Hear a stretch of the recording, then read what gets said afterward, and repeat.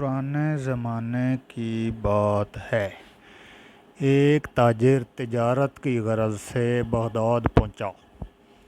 پچھلے وقتوں میں تجارت کا یہ قانون تھا کہ تاجر جس ملک میں تجارت کرنے جاتا، سب سے پہلے وہاں کے بادشاہ سے ملاقات کرتا، اپنا سارا سامان تجارت دکھاتا اور اس کی خوبیوں اور انفرادیت سے آگاہ کرتا تھا۔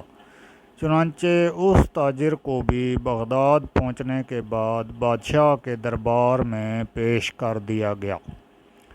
تاجر نے بادشاہ کے حضور تحائف پیش کیے، پھر مال تجارت نکالا اور ایک ایک چیز کی خوبی بیان کرتے ہوئے دکھانے لگا۔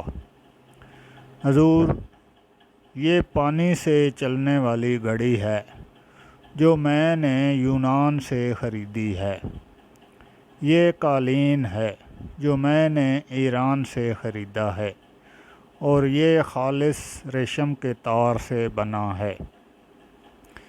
یہ قلم ملاحظہ فرمائیے جو میں نے جاپان سے بہت مہنگے داموں خریدا ہے۔ تاجر نے ایک ایک مال کی اہمیت بیان کی۔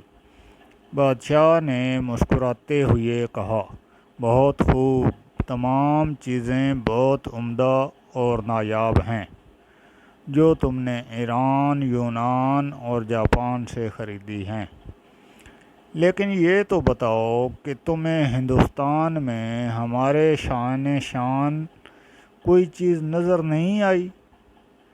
تاجر نے بادشاہ کو متاثر کرنے کے لیے کہا، یوں تو بادشاہ سلامت، آپ کے شان بہت سی چیزیں تھیں، لیکن جو چیز مجھے پسند آئی اس کو حاصل کرنے کے لیے مجھے کچھ عرصہ وہاں قیام کرنا پڑتا، جبکہ میرے پاس صرف 2 دن کا وقت تھا۔ بادشاہ نے پوچھا، اچھا، وہ کیا چیز تھی؟ تاجر بولا، جناب، وہ ایک موتی ہے، اور اس کی خاص بات یہ ہے کہ وہ دوسروں کو بانٹنے سے بڑھتا ہے، اس کو کوئی چرا بھی نہیں سکتا، اور اس موتی سے بہت سارے زیور بھی بنا کر پہنے جا سکتے ہیں۔ بادشاہ بہت متاثر ہوا اور کہنے لگا، میں اسے حاصل کرنا چاہتا ہوں۔ اس نے فوراً اپنے ایک خاص وزیر کو سامان و سواری اس ہدایت کے ساتھ رخصت کیا کہ اب وہ موتی لے کر ہی لوٹے۔ وزیر اپنے مقصد کے لیے نکل پڑا۔ جنگلوں، سمندروں، پہاڑوں اور صحراؤں، غرض یہ کہ ہر جگہ کی خاک چھان ماری، وادی وادی گھوما، ہر شخص سے اس نادر و نایاب موتی کا پوچھا، مگر سب نے یہی کہا کہ ایسا کوئی موتی نہیں جو چوری نہ ہو سکے اور اس سے بہت سارے زیور بن جائیں۔ لوگ اس کی بات سن کر ہنستے اور کہتے، مسافر پاگل ہو گیا ہے۔ یوں ہی مہینوں بیت گئے۔ نا امیدی کے سائے گہرے ہونے لگے، لیکن بادشاہ کے سامنے ناکام لوٹنے کا خوف اس کو چین نہیں لینے دے رہا تھا۔ وزیر نے ہر ممکن کوشش کر لی کہ ایسا موتی مل جائے، لیکن یہ نہ ملا، سو اس نے واپسی کا ارادہ کر لیا۔ وزیر اپنی ناکامی پر زاروں قطار روتا ہوا جنگل سے گزر رہا تھا۔ رات کافی ہو چکی تھی اور وزیر بہت تھک بھی گیا تھا۔ ایک درخت کے پاس آرام کے ارادے سے لیٹا ہی تھا کہ اسی لمحے ایک روشنی اپنی جانب بڑھتی ہوئی نظر آئی۔ پہلے تو وزیر ڈر گیا، مگر پھر ایک آواز نے اس کو حوصلہ دیا، ارے نوجوان، ڈرو مت، میں اچھی پری ہوں۔ بتا، تیرے ساتھ کیا مسئلہ ہے جو تو مدتوں کا تھکا ہوا مسافر معلوم ہوتا ہے؟ بتا، میں تیری کیا مدد کروں؟ وزیر نے اپنی داستان کہہ سنائی کہ اسے جس موتی کی تلاش تھی وہ کہیں نہیں ملا۔ اب اچھی پری وزیر کے سامنے آ چکی تھی اور وہ وزیر کی بات سن کر بے ساختہ ہنسنے لگی۔ پھر بولی، افسوس کہ تو نے عقل سے کام نہ لیا اور محض ایک موتی کی تلاش میں مہینوں مارا مارا پھرتا رہا۔ وزیر بولا، اچھی پری، میں تمہارا مطلب نہیں سمجھا۔